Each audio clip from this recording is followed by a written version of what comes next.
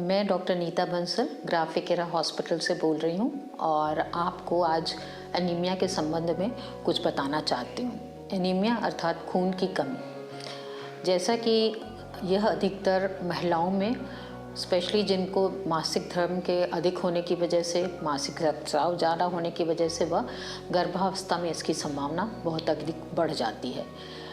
Anaemia की पता हमें हीमोग्लोबिन के लेवल से पता चलता है। जैसे कि हीमोग्लोबिन की नंबर यूजुअली 13 से 16 ग्राम के बीच होती है, महिलाओं में ये 12 ग्राम के करीब होता है।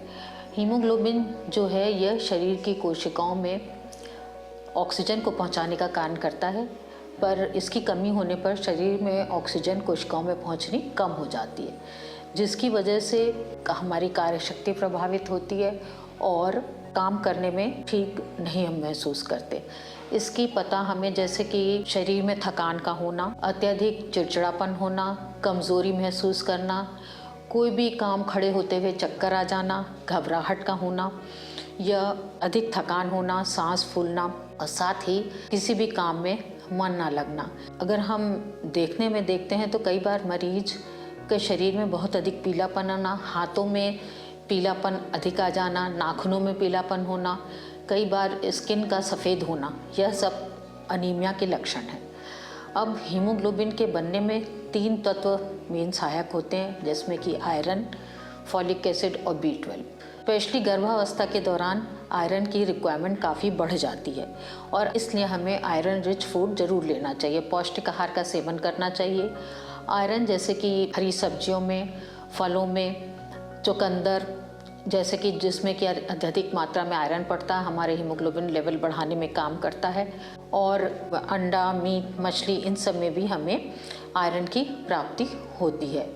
फॉलिक एसिड जैसे कि नाम से पता लगता है, folic acid green leafy vegetables में ज़्यादा होता है, जैसे कि पालक, मेथी, इसमें हमें हरी सब्जियों का सेवन ज़्यादा करना चाहिए।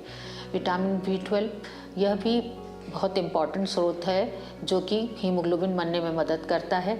इसमें यह हमें मीट के द्वारा, मछली के द्वारा, एग के द्वारा हमें मिलता है। यूजुअली ये प्लांट सोर्स से हमें पता नहीं चलता है। आयरन जो है हमें टैबलेट के फॉर्म में भी मिलता है, जैसे कि 300 मिलीग्राम मिनिमम हमारी रिक्वायरमेंट होती है, 60 मिलीग्राम की टैबलेट हम ले सकते हैं। आयरन जो है करीब हफ्ते भर में 1 ग्राम अगर हम ले रहे हैं तो उससे बढ़ जाता है। और यह टैबलेट के रूप में अगर आयरन एब्जॉर्ब नहीं हो रहा है, जैसे कि मरीज को बहुत ज़्यादा दस्त लग रहे हैं या पेट में दर्द हो रहा है, तो हम आयरन इंजेक्शन के रूप में भी देते हैं। या किसी गर्भावस्था की महिला में यदि हमें खून की कमी का पता 8वें महीने तक में पड़ता है तो हम उसमें आयरन जल्दी बढ़ने के लिए इंजेक्शन के फॉर्म में भी देते हैं। फॉलिक एसिड की गोली 5 से 15 मिलीग्राम की डोज होती है, तो हमारे पास 5 मिलीग्राम की टैबलेट अवेलेबल होती है, जिसको कि हम शुरू के 3 महीनों में गर्भावस्था में देते हैं।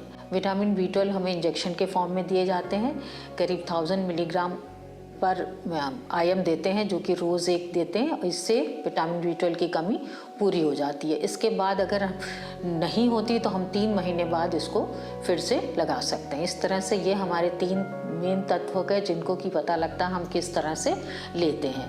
तो संक्षेप में यही है कि हमें एनीमिया का उपचार जल्दी से जल्दी कर लेना चाहिए। जब भी हमें यह पता लगे कि हमारे शरीर में थकान या कमज़ोरी हो रही है या चक्कर आ रहे हैं, थकान बहुत ज़्यादा बढ़ रही है, तो हमें अपने डॉक्टर से तुरंत संपर्क करना चाहिए, जिससे कि हमारे हीमोग्लोबिन लेवल का पता चल सके और समय से हमारा इलाज हो सके।